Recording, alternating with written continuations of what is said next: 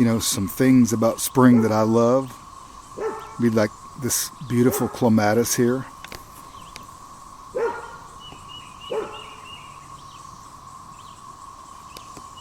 Isn't that pretty? That's awesome. What do you think, Pork? Porkine Phoenix.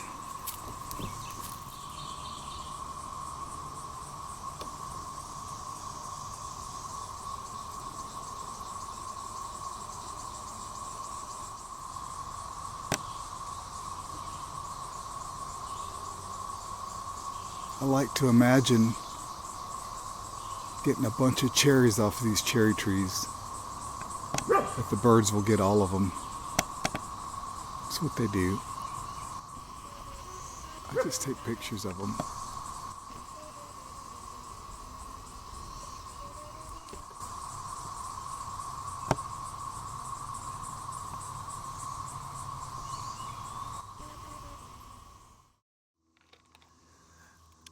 Good evening, and welcome to It's Too Late, where I like to say it's never too late to sharpen the saw.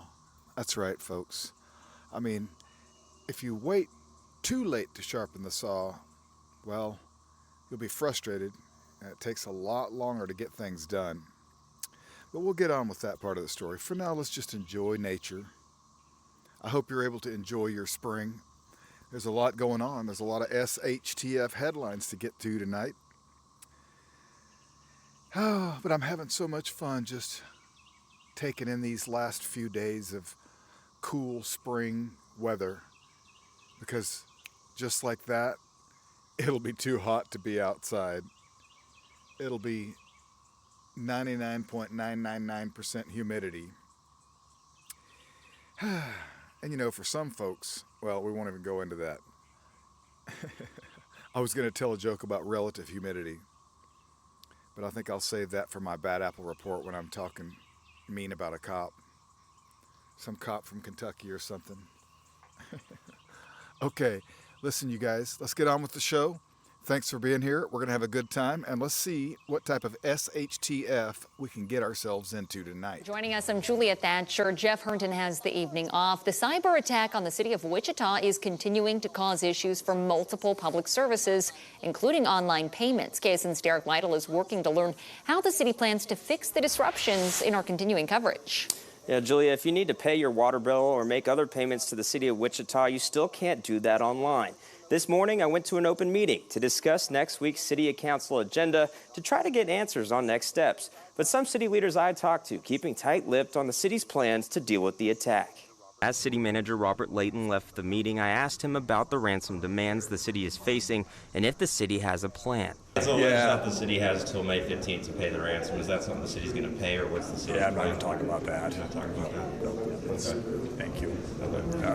Online sources say the group claiming responsibility, Lockbit, has given the city until the 15th to pay the ransom demand or risk the leak of sensitive information. Layton and Mayor Lily Wu both declining multiple requests for on-camera interviews. Layton said the city has a lot to uncover. The breadth of the data breach, and we're still in the discovery phases of that. It's just an abundance of caution at this point.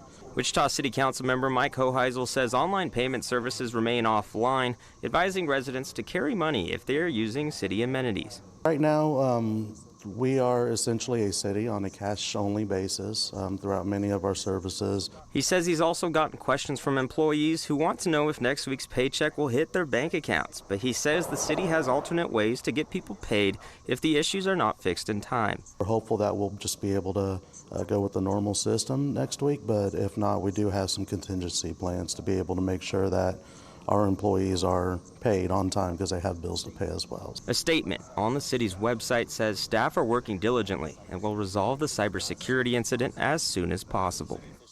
City officials say if you can't pay your water bill, there won't be a penalty and you won't have your water shut off while the online payment system is down. Another item affected bids that were originally due today, which have been pushed off to next Friday. Here for you. These images are being seen through the eyes of a humanoid robot. When you see this humanoid robot, perhaps some sci-fi movie scenes will pop into your head. But this is now a reality. This is the first humanoid robot our team has developed. Developed by a team in Zhejiang, led by Wang Xingxing, the robot's brain helps it maintain balance while walking through assessing obstacles in its way.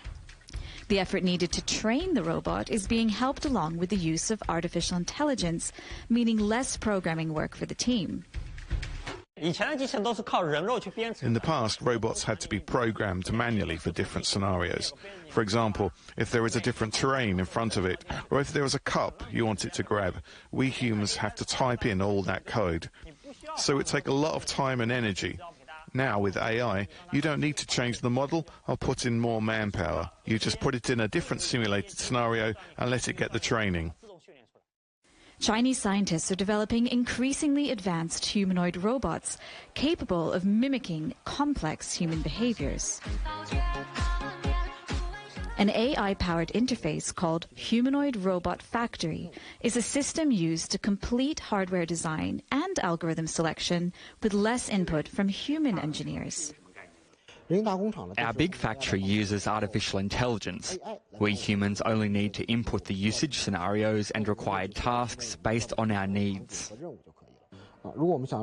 If we want to design a robot, for example, we can click this to start designing. When we are in this interface, we can choose the scenarios. For example, we can just select outdoor and then we will click the next step. At this time, our robot system will design a relatively ideal robot shape based on our input. Using these AI interfaces, the teams say the speed at which certain design tasks can be completed has been shortened from half a year to half a month. China's humanoid robot market is growing, with patent applications surpassing those of Japan, South Korea, France, and the USA. And with the market for smart robots rapidly increasing, these new AI systems could be key in driving growth in the coming years. Guys, have you noticed how everybody's so aggressive? I mean, it's really getting hot out there. Society's heating up. But hey, we're not going to let that get to us here at home on the range. We do have to report some negative news and stuff like that and SHTF, but let's have fun with it. It's a beautiful thing. Look how beautiful this day is. Now, this report here is enough to let you know you should get out in the country, and also don't complain if your pizza guy shows up with a cold pizza, all right? I am Sergeant Mark Holbrook, Holbrook, with the Houston Police Department's Homicide Division. Sergeant Mark Holbrook. What we know now is that our deceased victim got into a confrontation with a pizza delivery driver. The pizza delivery driver shot him multiple times. He is deceased on the scene. The pizza delivery driver is cooperating and speaking with investigators about this incident. And there were witnesses who saw parts of what happened. There was a pizza delivery. We're not sure how the pizza delivery went so wrong that somebody wound up getting shot, but that is what we're investigating right now. Yes, he was. Well, okay. So, might I suggest Chinese takeout? I mean, you can do it, folks. Is this awesome or what? Single mom purchases 15 acres of land to build private community and grow food and have private remote jobs. She is cool. Check her out with her Jeep. Total prepper. That's awesome. Well, Tanya Wright, a single mother from Georgia, is making waves with her ambitious plan of purchasing 15 acres of land to build a private family community. In a recent Instagram post, she shared her vision of creating a no land restrictions community where families can grow their own food and live without utility bills. Wright envisions individual homes, possibly tiny homes in a small commercial building that serves as a mixed-use office and warehouse, providing residents with opportunities to earn a living. Instead of selling plots, she plans to rent them out to families, offering a unique and sustainable living experience. Wright went viral 2 years ago when she announced her ambitious project. Wow, that's cool. Now she is ready to turn her vision into reality by starting development on the land. In the coming months, the private gated community will feature homes for Wright, her children, and her mother, which each family member having their own acre of land. That is so cool, you guys. Streets will be named after family members and deceased grandparents, honoring their legacy. How cool is that? That is so old school, you guys. I love it. The community will prioritize self-sufficiency with plans to grow food on site, maintain a small lake for fishing, and raise cattle for tax purposes to minimize tax liabilities on the land. Wright is currently seeking professional developers in Atlanta or Georgia to assist with the project, but she wants them to come on board with the needy for reliability, licensure, and insurance firmly in their minds. Okay? Wright's project represents not only a personal endeavor, but also a larger commitment to sustainable living, community building, and honoring family heritage. As she embarks on this journey, she hopes to inspire others, particularly within the Black community, to pursue similar initiatives and create spaces that promote self-sufficiency and collective well-being. Well, that is just cool. I like it. That's kind of my vision out here in a way, sort of, kind of.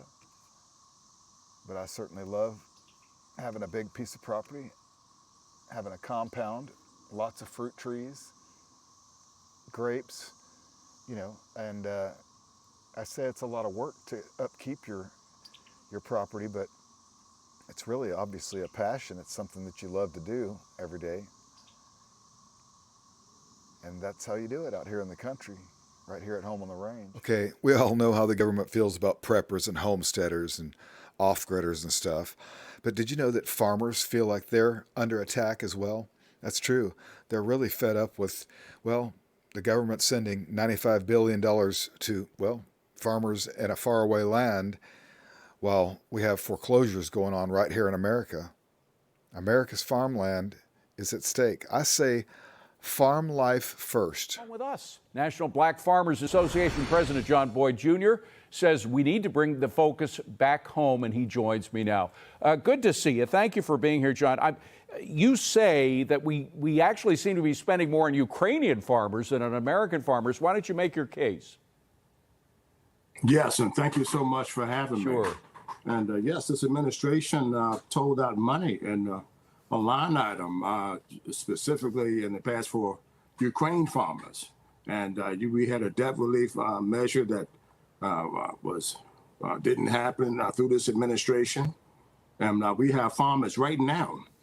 We have two calls this morning from a farmer that's looking for $30,000 for operating money, another farmer for $50,000 for a farm operating loan, and we can't help them. But here we just spent another spending bill, $95 billion with a B, and majority of that going to Ukraine. And we're saying that, it's not that Ukraine doesn't need the help. We're saying that America's farmers right here at home need some help. And everybody is beating up on the farmers from the dairy industry, from beef cattle, asking people to stop eating American beef. All of these things have hurt America's farmers, and we need to start putting farmers first in this country and stop putting them last. And all of this money that's going out to other portions and regions of the world and overlooking the need of America's farmers, the oldest occupation in history. And we help feed the world. So we can help feed the world and help feed everybody at home, but we're not good enough to participate in these programs and get emergency lending and resources to America's so you farmers mentioned right lending. now. Forgive me for interrupting, John, but is that the biggest problem now, the fact that interest rates have gone up so that farmers, like most small business people, need to borrow money in order to make money? And when you borrow money at over 7, 8, 9% right now, that's enough to kill your business. It's enough to hurt any farm out here with those high interest rates. Then you have the federal government, who should be stepping in with farm emergency loans right now. Instead, farmers are being told that they don't have any money in those particular counties to lend farmers. But we got $95 billion to help other farmers in other regions of the world with all of this money leaving our country. And then farmers are being told right here at home that they can't get any relief at home. Something is terribly wrong with this picture. Yeah. And it's going to take some leadership to fix this. Well, what specifically, and leadership is kind of hard to find inside the Beltway these days, particularly with a lot of people would say with a dysfunctional Congress and a dysfunctional White House, it's hard to get anything done specifically. But could you put it in a little package for us? What specifically would you like to see in a package approved by Congress and passed by President Biden? Right now, the Congress could put a farm moratorium in place so that farmers don't continue to lose their farm. You know, how in the world can we let $95 billion leave our country, taxpayer dollars, and foreclosing on America's farms? It doesn't make sense. And Chuck Schumer knows about this request. We want a full farm moratorium in place. We want those farmers who were promised debt relief for 120%. We want that fully executed. And we want America's farmers that need farm operating money right now at planting season. We want those dollars made readily available for America's farmers so we can plant our crop. John, you know, there are other places where Congress and the president, sometimes the president on his own has been spending tens and hundreds of billions of dollars on student debt loans, relieving that debt, bailing out student debt relief. That's $600 billion. One would think that at least a portion of that would be in as good, if not better hands, in the hands of farmers who actually produce something for Americans. You know, the problem that I have here is they have no problem saying no to America's farmers, but they have no problem saying yes to people who don't deserve taxpayers' money in this country. There was nothing in that spending bill to put things in check in our border. We can stop the president right now. If he can stop all the stuff with the immigration, people coming to this country, and we give them credit cards. We put them up in hotels. And then you tell America's farmers that they're not good enough for a farm operating loan. If people can't look at that and say that don't make sense, something's wrong with them too. Well, there was nothing in that spending bill to protect the borders. We simply cannot live without American farmers. It's just that simple. And other money, perhaps we can live without, but we can't live without farmers. We got to do our best to help them. John Boyd Jr., thank you, sir. It sure feels good to sharpen the saw. Have the blades sharpened, delete a bunch of files so these computers will run a little faster. I don't know why I just let everything build up as I go. You may do the same thing. But that's what spring is for, right? Spring cleaning. But sharpening the saw to me, I mean, I really should take time to, you know, read again and do a lot of the things that I do, because before I started doing the YouTube channel, I jump into things that I'm interested in. So, thusly, that's how this channel was born. But sharpening the saw to me means reading certain things, focusing really, I don't want to say burning the future into reality, because it already is a reality. I know that's really kind of crazy, but I think anything that you can imagine and fully see and see yourself living in, or being a part of, or growing, or becoming, or anything, earning, as soon as you can feel that and you know that, you can wear that, and you're everything, you know, I don't want to say you're a stranger in the old you, if you were slumped over and not taking care of business, you know, not sharpening the saw, not changing the oil, you know. Anyways, what I'm getting at, folks, is AI, you can just program it. Hey, here's the future. And it goes, bing, we already see that. Oh, we're so amazed. We're just like sharing this stuff. But we're absolutely like that. Look at your life. Look at your surroundings, your car, the clothes you wear. You had to have it. You burned it into your consciousness and made it your reality. So again, we don't want to feed ourselves negative information all the time, and that's why here at home on the range, we're obviously going to juxtapose everything. Even when I do the Bad Apple Report, I like to have a smile on my face. It's hard to when it's, you know, a lot of the stuff. But this SHTF, it's a lot of fun being a prepper. you're already a prepper anyways. So just, if you want to, explore some of these other prepper channels that are more serious and go, oh, yo, because there's some serious stuff going on, y'all. And I'm just having fun with the headlines and letting you know that we should.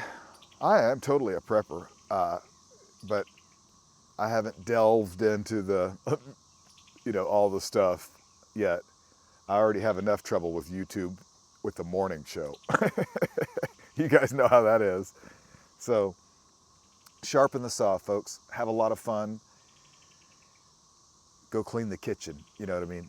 I'm not being Mr. Advice Boy or anything. I'm just saying it feels good in the springtime to take care of stuff. And I mean, it's good if you can stay on top of things and be committed